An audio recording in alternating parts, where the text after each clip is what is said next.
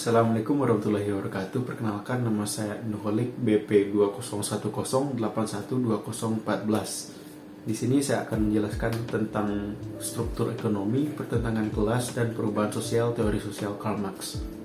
Bayangkan bahwa pendapatan Anda 5 kali lebih besar daripada yang sekarang ini. Dan apa pengaruhnya terhadap cara Anda melihat dunia ini? Apakah gagasan-gagasan politik dan pandangan Anda mengenai siapa yang harus membayar pajak lebih banyak dan siapa yang harus diberi keringanan akan tetap sama? Perubahan-perubahan apa yang kiranya terjadi dalam nilai-nilai dasar dan gaya hidup Anda? Pertanyaan-pertanyaan seperti itu dapat membantu kita untuk peka terhadap pengaruh pentingnya kedudukan dalam hierarki ekonomi terhadap nilai-nilai serta tanggung jawab ideologi kita. Pola-pola budaya dan hubungan-hubungan sosial dan kesejahteraan material serta gaya hidup kita. Melihat pentingnya kondisi material itu, hal demikian merupakan salah satu dasar utama teori Karl Marx. Kehidupan individu dan masyarakat kita didasarkan pada azas ekonomi. Ini berarti bahwa institusi-institusi politik, pendidikan, agama, ilmu pengetahuan, seni, keluarga, dan sebagainya bergantung kepada tersedianya sumber-sumber ekonomi untuk keberlangsungan hidup. Itu juga berarti bahwa institusi-institusi ini tidak dapat berkembang dalam cara-cara yang bertentangan dengan tuntutan-tuntutan sistem ekonomi. Pendirian dan pemeliharaan perpustakaan dan museum sebagai tempat menyimpan ciptaan-ciptaan budaya, berhasilnya suatu tim atletik, terwujudnya suatu kebijaksanaan politik, kesenangan keluarga dalam suatu perjalanan liburan, semuanya ini dan kegiatan lainnya yang tak terbilang jumlahnya tidak dapat dilaksanakan tanpa sumber ekonomi dan dasar material yang diperoleh lewat kegiatan ekonomi. Dasar ekonomi ini dilihat Karl Marx sebagai infrastruktur di atas mana superstruktur sosial dan budaya yang lainnya. Karl Marx memusatkan perhatiannya pada cara orang menyesuaikan dirinya dengan lingkungan fisiknya. Dia juga melihat hubungan-hubungan sosial yang muncul dari penyesuaian ini dan tunduknya aspek-aspek kenyataan sosial dan budaya pada asas ekonomi ini. Dalam bidang kehidupan non-ekonomi lainnya, orang mungkin mengalami suatu tingkat kebebasan dan otonomi tertentu, tetapi mereka tidak dapat mengatasi keterbatasan yang diberikan oleh kondisi material atas sumber-sumber kedudukan ekonomi mereka. Baiklah, sekian materi dari saya. Selanjutnya akan dilanjutkan oleh pemateri berikutnya. Terima kasih. Assalamualaikum warahmatullahi wabarakatuh. Perkenalkan, nama saya Fatimah Rahma Sihombing, BP 2010811008. Di sini saya akan menjelaskan riwayat hidup Karl Marx. Karl Marx lahir 5 Mei 1818 di Trier, Jerman, Kerajaan Prusia. Meninggal 14 Maret 1883, umur 64 tahun. Makam Karl Marx di London, Inggris, Britania Raya. Tempat tinggal Jerman, Prancis, Belgia, Britania Raya. Orang tua Karl Marx, Hendrik Marx, bapaknya Marx, Henrietta, ibunya. Istri dari Karl Marx, Jenny von Westphalen, wafat 1881. Marx mencapai kehidupan yang cukup mewah sebagai seorang pengacara yang berhasil. Ketika suasana politik menjadi tidak menguntungkan lagi, sukses selanjutnya sebagai seorang pengacara keturunan Yahudi. Dan keluarganya masuk Protestan dan diterima dalam gereja Luken. Tidak mungkin untuk menghindari berbagai perbandingan antara masuknya Hendrik Marx menjadi Protestan karena kepentingan politik dan sosial. Dan kemudian dalam kehidupan Marx menekankan pandangan bahwa kepercayaan agar tidak memberikan pengaruh paling penting terhadap perilaku, tetapi sebaliknya, kepercayaan agama itu mencerminkan faktor-faktor sosial ekonomi yang mendasar. Bagaimanapun juga, dari ayahnya Marx dan dari keluarga Ludwig van Westphalen adalah seorang tetangga akrab. Marx memperoleh pengetahuan pemikiran pada abad ke-18, tetapi di masa mudanya karena tidak menganut kepercayaan politik monarki ayahnya. Sekian dari saya. Assalamualaikum warahmatullahi wabarakatuh. Assalamualaikum warahmatullahi wabarakatuh. Perkenalkan, nama saya Putih Anggunasana dengan nomor BP 2010812010. Di sini saya akan melanjutkan materi tentang materialisme historis Marx. Yang pertama-tama yaitu dimulai dari The Communist Manifesto dan Das Kapital, di mana sejak zaman dulu sudah mengasumsikan bahwa tekanan utama Marx adalah pada kebutuhan material dan perjuangan kelas sebagai akibat dari usaha-usaha memenuhi kebutuhan-kebutuhannya. Hal inilah yang mencakupi pengakuan bahwa manusia itu tidak hanya sekedar organisme material. Sebaliknya, manusia memiliki kesadaran diri. Maksud dari kesadaran diri ini, mereka memiliki suatu kesadaran subjektif tentang dirinya sendiri dan situasi-situasi materialnya. Poin pertama yaitu kelemahan-kelemahan filsafat abstrak tradisional. Filsafat sejarah ini menganggap bahwa suatu peranan yang paling menentukan itu ialah yang berasal dari evolusi progresif ide-ide. Maksud dari ide-ide ini adalah produk kesadaran subjektif individu-individu, tetapi kesadarannya itu tidak terpisah dari lingkungan material dan sosial. Maka mereka selalu sadar akan lingkungannya. Marx pun menekankan bahwa moralitas agama, metafisika, semua ideologi lainnya itu serta bentuk-bentuk kesadaran yang berhubungan dengan itu tidak lagi memperlihatkan rupa kemandirian. Lalu Marx juga mengatakan kehidupan tidak ditentukan oleh kesadaran, namun kesadaranlah yang menentukan kehidupan. Pemikiran tentang sifat dunia ide sebagai kekuatan yang berdiri sendiri itu sudah terpisah dari kondisi-kondisi material praktis. Tumbuhlah pemisahan antara pekerja kasar dan pekerja otak, yang dengan kata lain munculnya kelas orang spekulatif. Dan Marx pun mengatakan bahwa kesadaran itu menangkap sesuatu di luar yang real. Sejak itulah seterusnya kesadaran berada dalam posisi membebaskan diri dari dunia dan terus menuju pembentukan teori, teologi, filsafat, etika murni, dan lain-lainnya. Misalnya seperti ini, manusia tidak menyesuaikan dirinya dengan alam ataupun mengolah lingkungan materialnya sebagai manusia yang terpisah. Malah sebaliknya, mereka masuk dalam hubungan-hubungan sosial di mana ada orang lain untuk mencoba memenuhi kebutuhan dasarnya seperti makanan, tempat tinggal, pakaian, dan lain-lainnya. Poin kedua yaitu penjelasan materialistis tentang perubahan sejarah.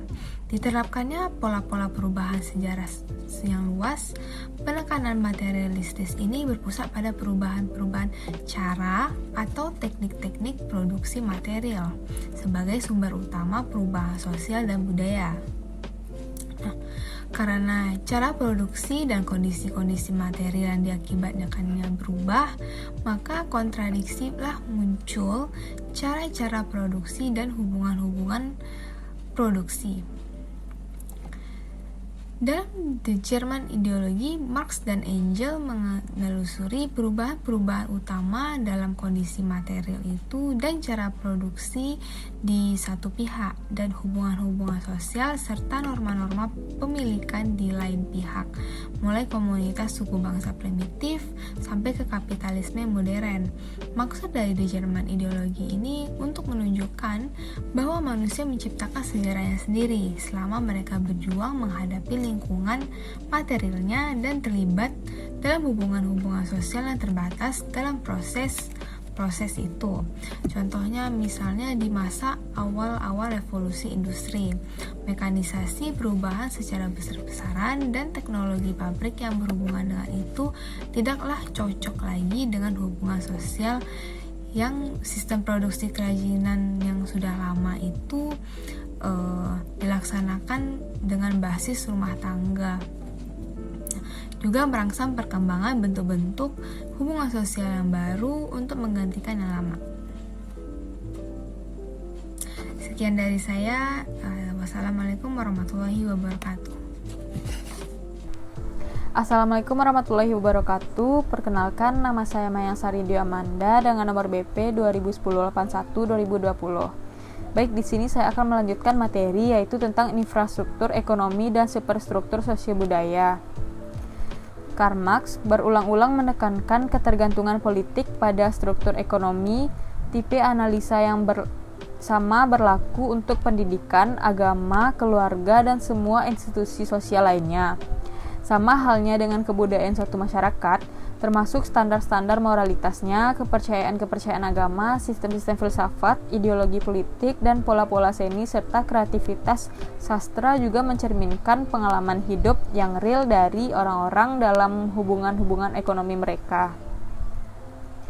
Hubungan antara infrastruktur ekonomi dan superstruktur budaya dan struktur sosial yang dibangun atas dasar merupakan akibat langsung yang wajar dari kedudukan materialisme historis.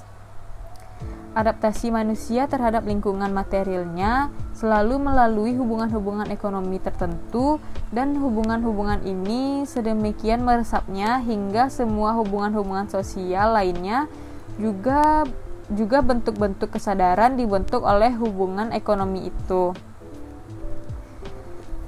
Mengenai determinisme ekonomi, Marx tidak menjelaskan secara konsisten, sekalipun ekonomi merupakan dasar seluruh sistem sosiobudaya, institusi-institusi lain dapat memperoleh otonomi dalam batas tertentu, dan malah memperlihatkan pengaruh tertentu pada struktur ekonomi. Dan pada akhirnya, struktur ekonomi itu tergantung terhadap kelas sosial, kesadaran kelas, dan perubahan sosial. Baik, sekian materi dari saya. Terima kasih. Assalamualaikum warahmatullahi wabarakatuh. Saya Arif Rahman Syakbana dengan nomor induk mahasiswa 2010813008. Di sini saya akan melanjutkan materi yang selanjutnya mengenai kegiatan dan alienasi. Seperti yang kita ketahui bahwa inti dari teori Marx adalah proposisi bahwa kehidupan kelangsungan hidup manusia serta pemenuhan kebutuhannya bergantung pada kegiatan produktif. Karena kegiatan produktif meliputi penggunaan tenaga manusia dan kemampuan kreatifnya, maka produk-produk yang diciptakan itu sebenarnya mewujudkan sebagian dari hakikat manusia. Lalu yang kedua, produk-produk dari kegiatan ini bersifat objektif yang meliputi penggunaan tenaga kerja manusia dan kemampuan kreatifnya. Yang dimana individu harus menyesuaikan diri dengan dunia benda-benda yang membatasi kebebasannya sebagai manusia, walaupun manusialah yang menciptakannya. Artinya, kebebasan individu untuk terus menuangkan kreativitasnya dan mengembangkan kemampuannya sebagai manusia. Lalu yang ketiga, produk yang diproduksi bukan hanya benda-benda produk materi lingkungan fisik saja, tetapi juga untuk kebudayaan non-material yang diciptakan manusia. Contohnya seperti mesin. Mesin-mesin tentu dibuat oleh manusia dan dengan demikian mencerminkan kegiatan kreatif manusia. Mesin-mesin mempunyai pengaruh potensial untuk membebaskan manusia dari kerja keras fisik, tetapi mesin-mesin ini dapat memberikan dampak yang buruk bagi manusia, yaitu memperbudak para pekerja, yang dimana seperti yang Marx katakan bahwa hal ini dapat merendahkan martabat para pekerja yang menuntut bahwa mereka melayani mesin daripada mesin yang melayani mereka. Lalu yang keempat, aturan-aturan dan pengaturan-pengaturan itu menjadi tujuan dalam dirinya sendiri untuk menjadi kreatif. Bahwa yang telah kita jelaskan tadi bahwa hakikat manusia sendiri yaitu mengkonfrontasikan hakikatnya sendiri dengan cara hasil keringat dan kemampuan kreatifnya. Lalu ada pengaruh Feuerbach. Menurut Feuerbach, yaitu bahwa dunia kesadaran manusia serta ide-ide semata-mata suatu cerminan material. Feuerbach telah mengembangkan perspektif dalam bukunya yang berjudul A Sense of Christianity, suatu kritik agama. Dia berargumentasi bahwa agama merupakan proyeksi manusia dari sifat dasarnya melalui kemampuan-kemampuan dan aspirasi-aspirasinya menjadi makhluk yang supranatural. Dalam analisanya, agama memperlihatkan keterasingan manusia dari hakikatnya sendiri. Furbach menekankan pentingnya pemahaman terhadap konteks sosial dan sejarah yang khusus, yaitu yang melihat seseorang sebagai objek pasif yang bertindak menurut kekuatan material. Pandangan Furbach mengenai agama sebagai sumber alienasi hanyalah langkah pertama buat Marx. Langkah berikutnya adalah mengidentifikasi kondisi material dan kondisi sosial yang merupakan sumber alienasi dan ilusi. Mungkin itu saja yang bisa saya sampaikan. Kurang lebihnya mohon maaf. Terima kasih. Assalamualaikum warahmatullahi wabarakatuh. Perkenalkan, nama saya Mahmudi Bintang Ramadhani, BP 2010812044. Saya akan melanjutkan materi yang selanjutnya, yaitu poin yang kedua dan poin yang ketiga. Poin yang kedua yaitu alienasi kaum buruh dan juga masyarakat kapitalis. Jadi, Marx menarik kesimpulan dari seorang filsafat dialektik bernama Hegel. Ia menarik kesimpulan bahwa sistem pada masyarakat kapitalis memiliki sistem yang jauh lebih simpatik dibandingkan para pemikir Inggris yang jauh lebih individualisme. Jadi ia menyayangkan pengaruh-pengaruh ini seperti pengaruh individualisme yang semakin meningkat dan juga sistem pasar yang semakin meningkat yang mengakibatkan ikatan sosial di antara manusianya itu semakin terpecah.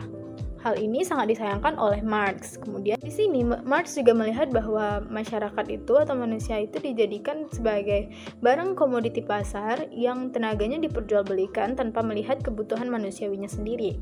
Dan juga hasilnya nanti manusia-manusia itu malah menjadi terasingkan dari sesamanya dan juga terasingkan dari kodrat manusiawinya sendiri atau disebut juga dengan alienasi. Selanjutnya, Marx juga menekankan masalah ini dalam tulisannya berjudul Komunis Manifesto, di mana kaum borjuis yang berada di lapisan teratas, yaitu dia memiliki kemampuan yang luar biasa lebih besar dibandingkan lapisan di bawahnya. Contohnya itu dia bisa mengakhiri hubungan feodal, bisa mengakhiri hubungan idealis dan juga patriarkal. Nah, di sini dia juga bisa mengakhiri hubungan-hubungan lain seperti merobek ikatan feodal antara manusia dengan atasannya. Dikarenakan kaum borjuis itu sendiri tidak memiliki belas kasihan. Ia dapat mengakhiri segala hubungan tanpa menyisakan hubungan apapun terkecuali jika hubungan tersebut berhubungan dengan kepentingannya saja, seperti kepentingan untuk pembayaran upah secara tunai, itu pun upahnya tersebut dibayarkan secara semena-mena. Kemudian, alienasi ini disebabkan oleh hilangnya kontrol individu terhadap rasa atau keinginan untuk berkreativitas atau keinginan untuk berproduksi dan menghasilkan. Jadi, manusia itu pekerjaannya itu hanya semata-mata untuk dia memenuhi kebutuhan hidupnya saja. Jadi, mereka merasa bahwa dirinya itu tidak dapat mengembangkan dirinya sendiri karena dia tidak bisa berproduksi dan berkreativitas. Nah, ini sama saja dong, artinya sama dia itu tidak bisa menggunakan hasil produksi dan berproduksi sendiri. Artinya sama saja dia itu tidak bisa memenuhi kebutuhan hidupnya sendiri. Jadi, pekerjaan-pekerjaan yang dilakukan oleh manusia di sistem kapitalis ini dipaksa untuk melakukan pekerjaan yang tidak sesuai dengan dirinya sendiri, tidak sesuai dengan perkembangan dirinya sendiri, dan juga hanya akan merendahkan dirinya sendiri. Kemudian juga dari pekerjaan-pekerjaan tersebut mereka tidak mendapatkan keuntungan dan hanya keuntungan fisik, yaitu berupa dapat memenuhi kebutuhan fisiknya. Kemudian, Marx menunjukkan penerapan permintaan dan penawaran dalam sistem kapitalis ini, yaitu bersifat impersonal, di mana hal ini mengakibatkan berkurangnya upah buruh dan pekerja, sehingga mereka membutuhkan pekerjaan yang lebih untuk memenuhi kebutuhan hidupnya. Nah, karena para kapitalis ini memiliki kepentingan ekonomi sendiri, yaitu mempertahankan harga produksi serendah-rendahnya agar mendapatkan keuntungan. Jadi ia menggunakan siasat, yaitu dengan menarik para kaum buruh, yaitu dengan cara menaikkan sedikit upah pekerjaannya. Jadi mereka ingin memberikan tenaga kerjanya kepada si kapitalis ini.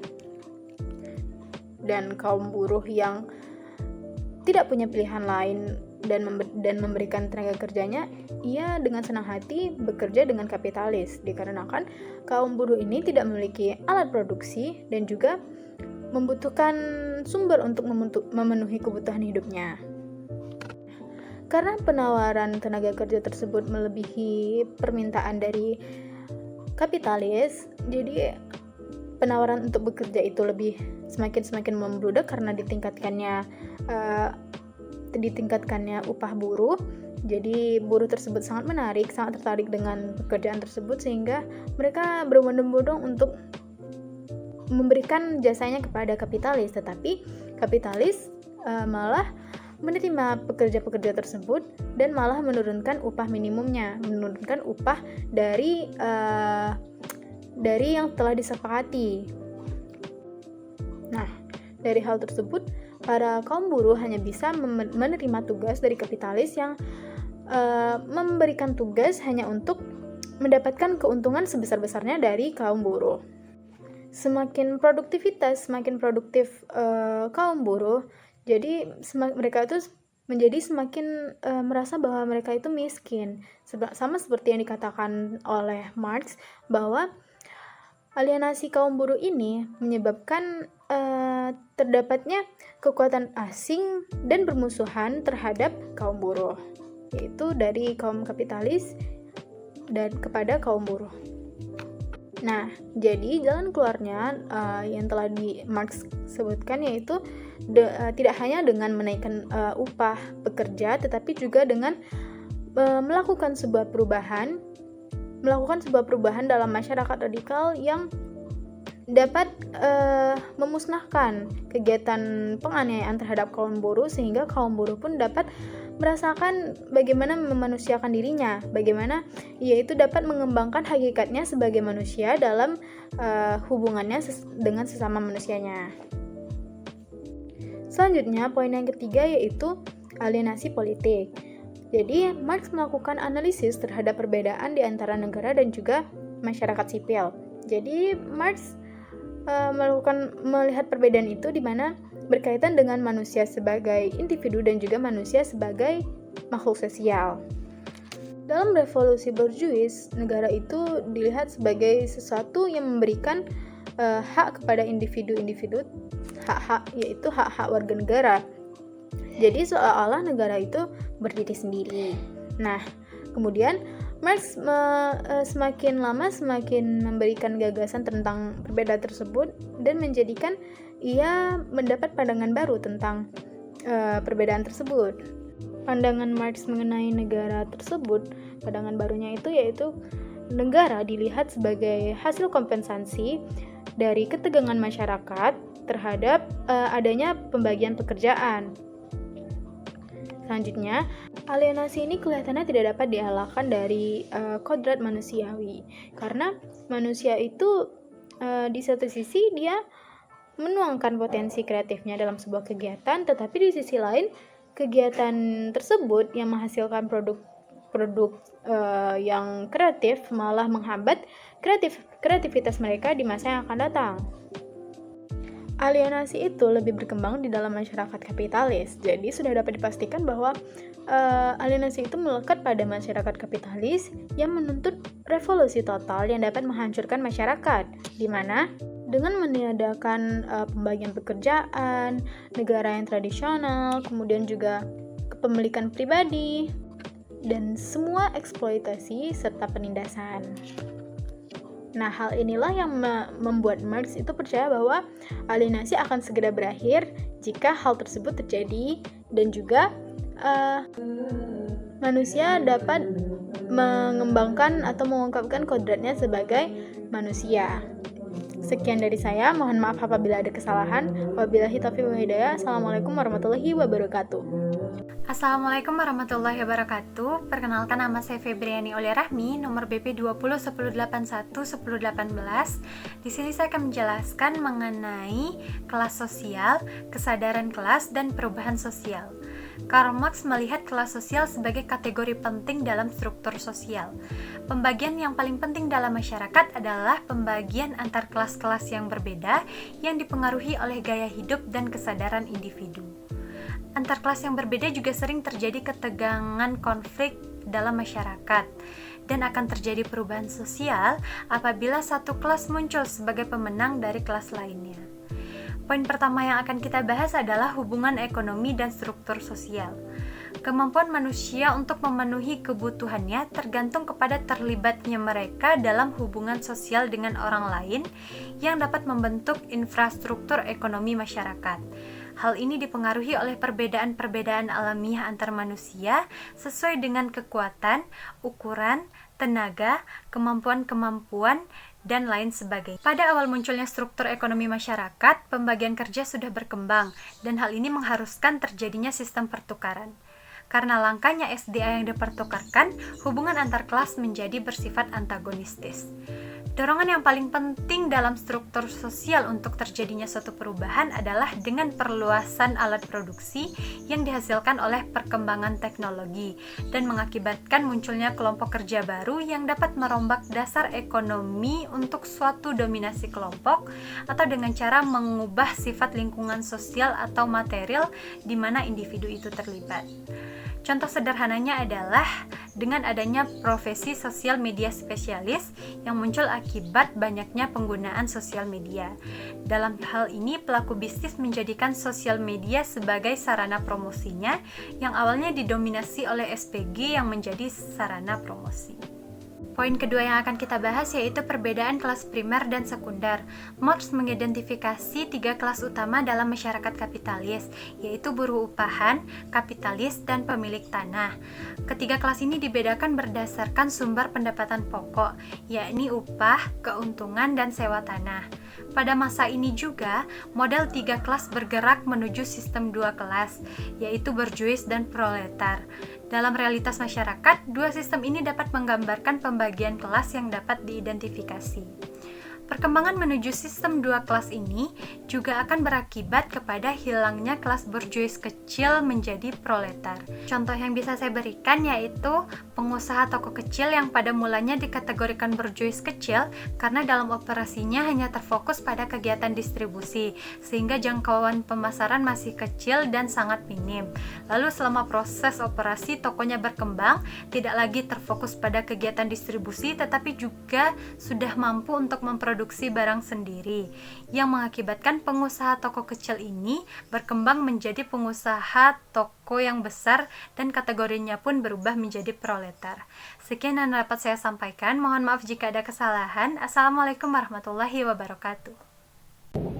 Assalamualaikum warahmatullahi wabarakatuh. Perkenalkan, nama saya Sabrina Zilan Talila, nomor BP 20912446. Saya akan melanjutkan penjelasan mengenai kritik terhadap masyarakat kapitalis. Yang pertama, produksi nilai surplus dan eksploitasi tenaga kerja. Dalam pandangan idealis, sistem pasar menurut para ahli ekonomi politik mengemukakan bahwa transaksi terjadi di pasar yang menguntungkan semua pihak. Misalnya, seorang petani memiliki surplus dendeng dan petani lain memiliki surplus telur. Maka keduanya mengambil keuntungan dengan cara saling tukar-menukar kedua surplus tersebut. Nilai tukar tidak ditentukan oleh atas tujuan tertentu, melainkan atas jumlah tenaga kerja yang terkandung di dalamnya. Buruh dipandang sebagai sumber kedua nilai tukar dan nilai pakai.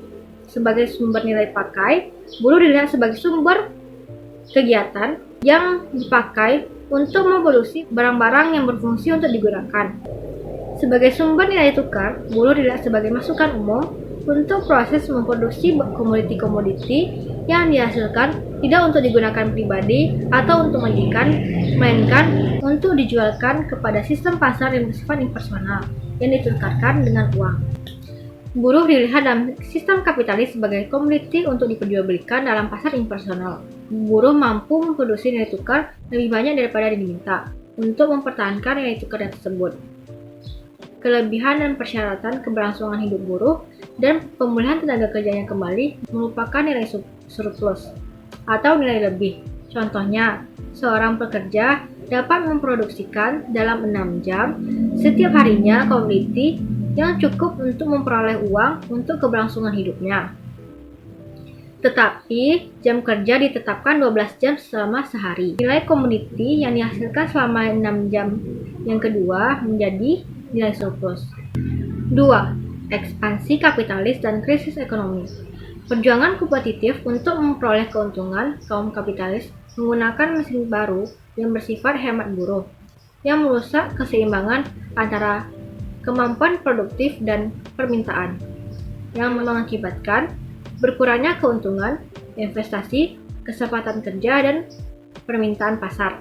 Keadaan kapitalis di masa krisis ekonomi cenderung memperbesar kapasitas produksi secara berlebihan. Perpanjangan jam kerja dan berkurangnya upah buruh dan meningkatkan nilai yang dihasilkan oleh buruh yang dirampas oleh kapitalis yang disebut dengan nilai surplus untuk mempertahankan perusahaannya. Kontradiksi dasar dalam struktur masyarakat kapitalis menurut Karl Marx sudah mencapai puncak dalam krisis ekonomi. Kaum kapitalis bersaing untuk memperoleh keuntungan. Kaum buruh bersaing untuk pekerjaan. Kontradiksi ini menambah konflik kepentingan antara majikan, kapitalis, dan buruh. Pemecahan masalah ini akan menuntut perubahan struktur masyarakat kapitalis. Dalam situasi itu, kemungkinan munculnya kesadaran kelas di pihak kaum proletar diperkuat dan diimbangi oleh kompetisi kaum buruh karena pekerjaan yang langka dan upah yang meningkat. Baiklah, sekian dari saya. Apabila ada kesalahan, mohon dimaafkan. Wabillahi taufiq wal hidayah. Wassalamualaikum warahmatullahi wabarakatuh. Dasar dalam struktur masyarakat kapitalis menurut Karl Marx sudah mencapai puncak dalam krisis ekonomi. Kaum kapitalis bersaing untuk memperoleh keuntungan. Kaum buruh bersaing untuk pekerjaan. Kontradiksi ini menambah konflik kepentingan antara majikan, kapitalis, dan buruh. Pemecahan masalah ini akan menuntut perubahan struktur masyarakat kapitalis. Dalam situasi itu, kemungkinan munculnya kesadaran kelas di pihak kaum proletar diperkuat dan diimbangi oleh kompetisi kaum buruh karena pekerjaan yang langka dan upah yang meningkat. Baiklah, sekian dari saya. Apabila ada kesalahan, mohon dimaafkan. Wabillahi taufiq wal hidayah. Wassalamualaikum warahmatullahi wabarakatuh. Baiklah, saya Nazila Fahira, BP 2010813014 akan membacakan kritik terhadap Marx. Yang pertama, Marx sangat mengecilkan dunia saat membagi menjadi dua kelas berdasarkan sistem produksi dan ekonomi.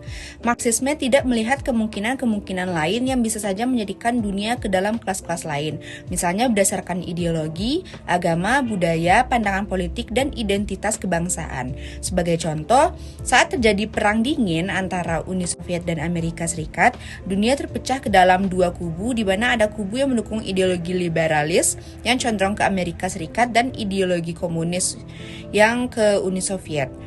Kritik kedua terhadap pemikiran Marxis adalah anggapan Marx bahwa negara Marxis atau utopian komunis sebagai puncak perjuangan kelas buruh dan di sisi lain kapitalis sebagai jalan membawa kepada kehancuran, yang mana Marx beranggapan bahwa apabila seseorang terus menumpuk kapital dengan cara membuka pabrik yang baru, maka orang tersebut hanya akan memperlebar gap antar kelas. Hal ketiga yang perlu mendapatkan kritikan ialah pandangan Marx bahwa revolusi terjadi sebagai akibat dari adanya interaksi kelas di mana salah satu kelas mendominasi kelas lainnya sehingga menimbulkan kesadaran di kelas yang kecil untuk melakukan reformasi secara cepat. Kritik keempat ialah mengenai sistem dari negara sosialis di mana memberikan kekuasaan pada negara untuk mengatur kelas-kelas sehingga tidak ada satu kelas yang lebih tinggi dari kelas lainnya. Dengan kata lain, meniadakan hak kepemilikan terhadap beberapa properti seperti contohnya tanah. Sekian dari saya, terima kasih.